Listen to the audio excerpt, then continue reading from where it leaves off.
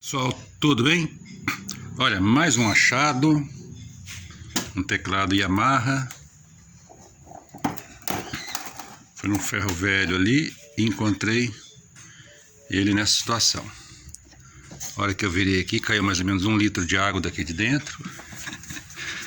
Aparentemente tudo normal, né? Não tá faltando nada, quebrado nada.